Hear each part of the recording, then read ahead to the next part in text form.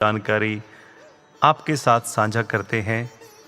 उसी कड़ी के अंतर्गत आज हम फिर एक नई वीडियो लेकर आपके समक्ष उपस्थित हुए हैं। आज हम देसी गायों की एक बहुत ही सुंदर नस्ल थारपारकर गायों के विषय में आपको बताएंगे। जी हाँ, जब भी कोई थारपारकर गायों का नाम लेता है तो स्वतः ही हमारे दिमाग में मोटी मोटी आँखों वाली, दूध से भी ज़्यादा सफ़ेद, सुंदर, सुशील और भोली सी गाय की तस्वीर बन जाती है। जी हाँ, आपने सही सोचा। मैं राजस्थान की देसी गायों की थारपारकर नस्ल की बात कर रहा हूँ। वैसे तो भारत की सभी देसी गायों की नस्लें ही बहुत सुंदर हैं, लेकिन जब थारपारकर की सुंदरता की बात आती है तो ये अपनी एक अलग पहचान रखती है। आएं पहले थारपारकर गायों के मूल स्थान की बात करते हैं। थारपारकर राजस्थान प्रांत की नस्ल है। राजस्थान भारत का बहुत बड़ा राज्य है और राजस्थान के अंदर जो इलाके हैं जैसे बाड़मेर, जैसलमेर, जोधपुर, जालौर और सिरोही, इन इलाकों में थारपारकर गाय पाई जाती है। राजस्थान का ये हिस्सा मरुस्थल है। इस मरुस्थल को थार मरुस्थल भी कहा जाता है और इसी कारण इस गाय का नाम थारपारकर पड़ गया। थार मरुस्थल बहुत दूर दूर तक फैला हुआ और जो गाय थार के पार पाई जाती है उसे थारपारकर कहा जाता है। आपको ये भी पता है कि गर्मियों में इस मरुस्थल की रेत उबलने लगती है।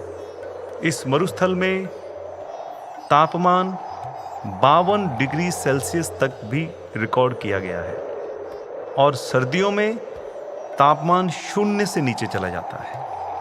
लेकिन इतनी भीषण गर्मी और सर्दी दोनों को बर्दाश्त करती हुई मानव जाति को अमृत तुल्य दूध प्रदान करती है, उसे थारपारकर गाय कहा जाता है। और थारपारकर का एक नाम मालानी भी है।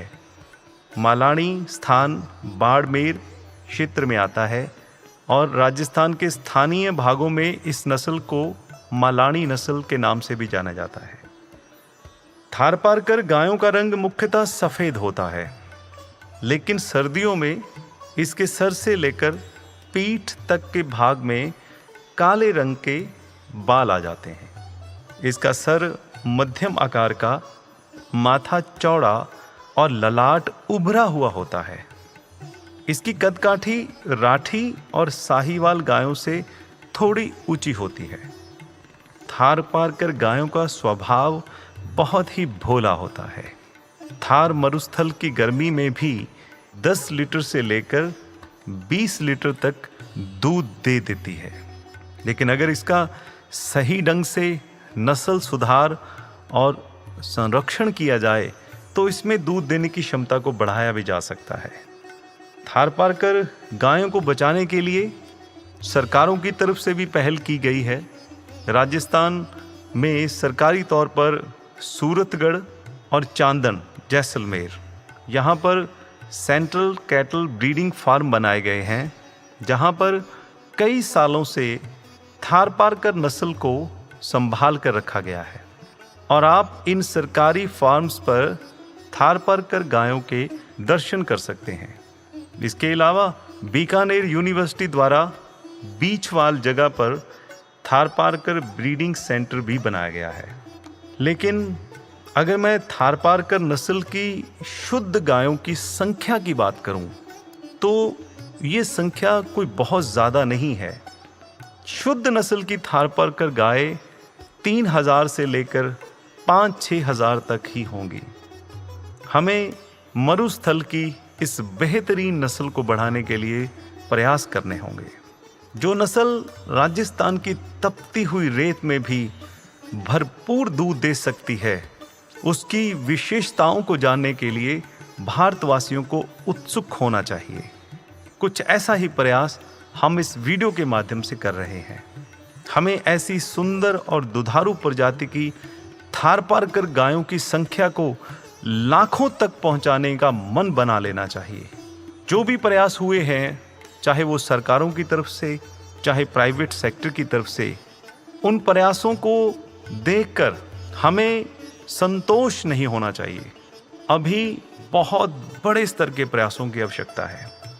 ऐसे कई गौ भक्त भी हैं राजस्थान में या राजस्थान के साथ लगते क्षेत्रों में जो थारपारकर गायों के संवर्धन में लगे हुए हैं। लेकिन हमें ऐसा प्रयास करना चाहिए कि राजस्थान के हर एक किसान के घर में थारपारकर गाय होनी चाहिए, क्योंकि प्रभु ने राजस्थान के लोगों को उपहार स्वरूप थारपारकर नस्ल की गौ माता दी है, क्योंकि थारपारकर गायों का उत्पत्ति स्थान राजस्थान है। ऐसा नहीं है कि ये गाय सिर्फ राजस्थान में ही पाली जा सकती है। इसकी गर्मी सर्दी को बर्दाश्त करने की क्षमता को देखकर इसको किसी भी स्टेट में पाला जा सकता है।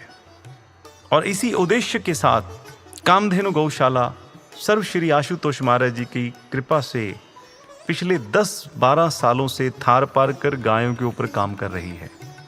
कामधेनु गौशाला में थारपारकर की लगभग 60 गाय एवं नंदी हैं। हालांकि ये संख्या भी पर्याप्त नहीं है। जब तक भारत में लाखों थारपारकर गाय नहीं होंगी, तब तक कामधेनु गौशाला प्रयास करता रहेगा।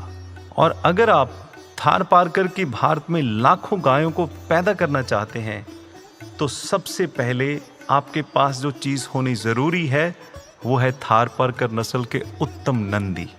जी हाँ, किसी भी नस्ल को स्थापित करने के लिए श्रेष्ठ नंदियों का होना अति आवश्यक है। बिना नंदी के हम किसी भी नस्ल को बढ़ावा नहीं दे सकते। और इस कार्य के लिए अच्छे नंदियों को पैदा करना व उनका सीमन जगह जगह पर पहुंचाना नितांत आवश्यक है। कामधेनु गौशाला सायर जेनेटिक्स इस काम को पूरी लगन से कर रहा है। 10-12 सालों के प्रयासों के बाद हमने थारपारकर के कुछ श्रेष्ठ नंदियों का चुनाव किया है, जिनका सीमन कामधेनु गौशाला में उपलब्ध है। आप इन नंदियों का दर्शन इस वीडियो में कर रहे हैं।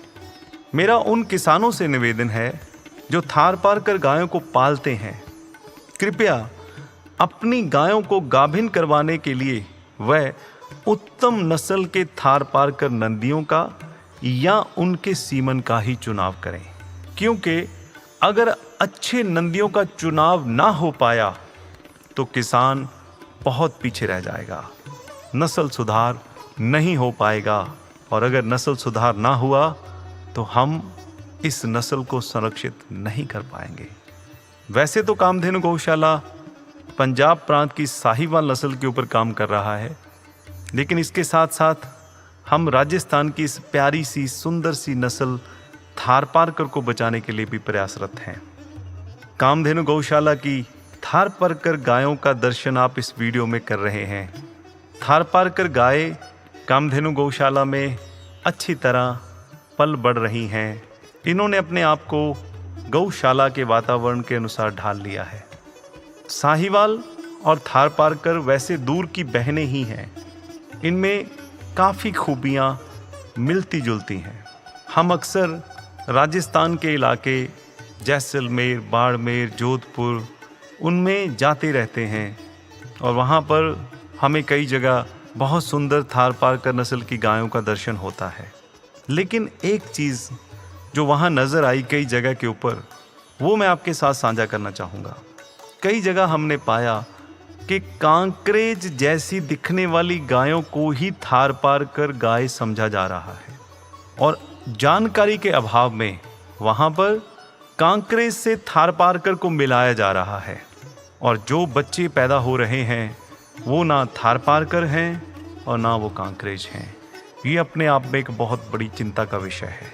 मैं उस इलाके में बसने वाले किसानों को, हालांकि सब जगह ऐसा नहीं है, लेकिन जहाँ पर भी है उनको मैं ये अनुरोध करना चाहूँगा कि आप थारपारकर नस्ल की संपूर्ण जानकारी प्राप्त करें और कोशिश करें कि थारपारकर को थारपारकर से ही मिलाया जाए और कांकरेज को कांकरेज से ही मिलाया जाए, फिर ही हम बहुत अच्छे से संरक्षण कर पाएंगे।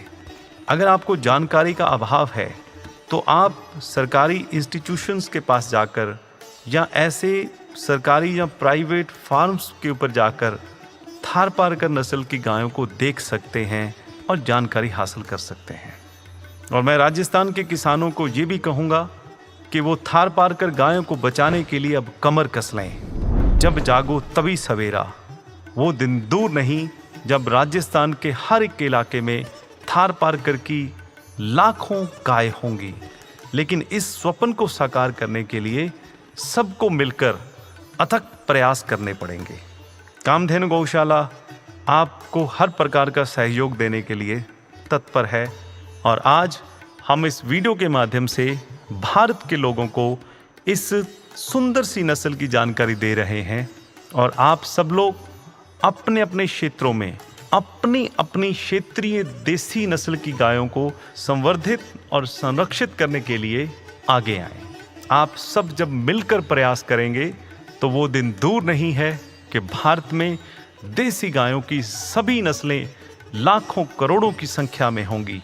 मानव की आने वाली संतानें देसी गायों का दूध पीकर स्वस्थ होंगी और स्वस्थ संतानों में ही श्रेष्ठ आचरण के गुण विद्यमान होंगे। आइए इस पुण्य कार्य के लिए कामधेनु गौशाला का सहयोग करें। मैं आपसे पूछना चाहूँगा कि क्या आप हमारे साथ हैं? क्या आप सभी नस्लों को बचाने के लिए तत्पर हैं?